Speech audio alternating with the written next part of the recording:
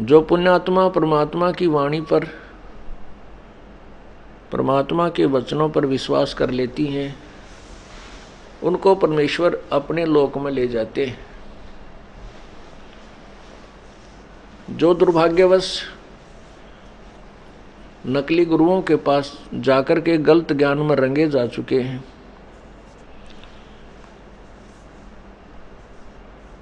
वो नादान प्राणी सत्य को सुनना भी नहीं चाहते, आंखों सामने देख कर के भी यथार्थ ज्ञान को नहीं स्वीकार करते। वो बहुत कर्महीन प्राणी हैं, उनके पुण्य अधिक नहीं है, पिछले संस्कार ठीक नहीं है। जिन पुण्यात्माओं को परमात्मा की वाणी अच्छी लगी, स्वीकार हुई, जो सत्संग में आने लग गए हैं, वो बहुत ही पुण्यकर्मी प्राणी हैं। पिछले उनके संस्कार बहुत ही अच्छे हैं, चाहे वर्तमान में वो अपने पाप कर्मों के कारण बहुत कष्ट में जीवन भी जी रहे हों। क्योंकि हमारे को जो सुख होता है वो हमारे पुण्यों से होता है, शुभ संस्कारों से होता है। जो हमें कष्ट होता है वो हमारे पिछले पाप कर्मों से होता है। और पाप कर्म जब तक हमारे समाप्त नहीं होंगे, पाप कर्म हमारे नष्ट नहीं होंगे, तो हमारे दुखों का अंत नहीं हो सकता। जैसे किसी के पैर में कांटा लग गया हो, वो पीड़ा जो है उस कांटा लग जाने के कारण हो रही है। जब तक वो कांटा नहीं निकलेगा तब तक पीड़ा समाप्त नहीं हो सकती।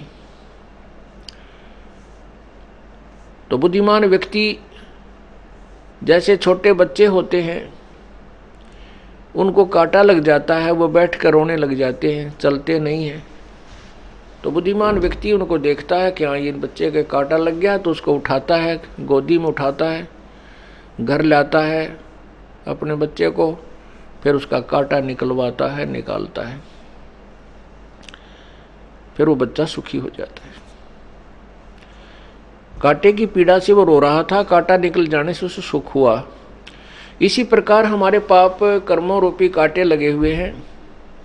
हम बालक हैं, अनजानपने में हमने जूते निकाल दिए, परमात्मा की आड़ छोड़ दी, परमात्मा की शरण नहीं रही, हमने अपने जूते निकाल दिए, राम नाम के जूते निकाल दिए,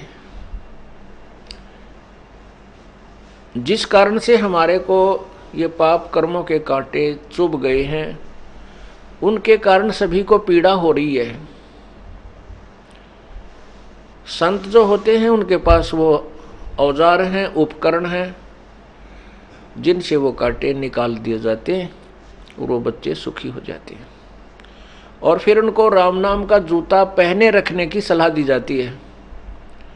फिर वो बच्चे जिनके पैरों में पीड़ा थी, उनको पता लग गया था कि तुम्हें पीड़ा जो है कांटा लगने से हुई, और कांटा लगा नंगे पैरों से, या जो जूते चप्पल पहन रखी थी वो कांटों से प्रोटेक्शन नहीं कर सकते थे, बचाव नहीं कर सकते थे। जैसे कोई नाम जाप करते हैं, जैसे तीनों गुणों रजगुण ब्रह्मा सदगुण विष्णु तमगुण शिव जी की उपासना भी करते हैं, ब्रह्म की, माता की, दुर्गा की, मसाणी की, ब्रह्म की, परब्रह्म की, इनकी पूजाओं से ठीक है कुछ राहत तो मिलती है, लेकिन पाप रूपी वो कांटे नहीं निकलते।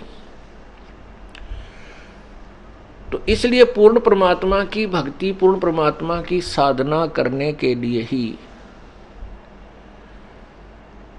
प्रत्येक तत्वदर्शी संत ने और प्रत्येक सदग्रंथ ने यही सलाह दी है कि भक्ति पूर्ण परमात्मा की ही करनी चाहिए। उसी की कृपा से परम शांति और शाश्वत स्थान अर्थात सत्यलोक, सदा रहने वाला वो स्थान जो कभी विनाश में नहीं आता, वो प्राप्त होता है, जिससे वो साधक सदा के लिए सुखी हो जाता है।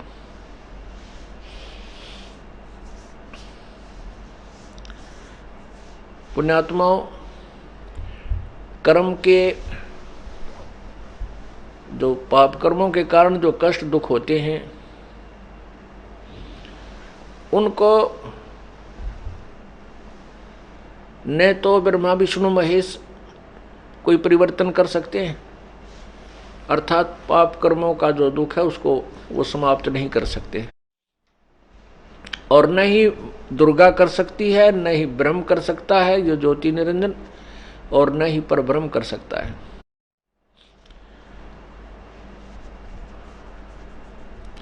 उसको केवल पूर्ण ब्रह्म, परम अक्षर ब्रह्म, वो परमात्मा ही कर सकता है।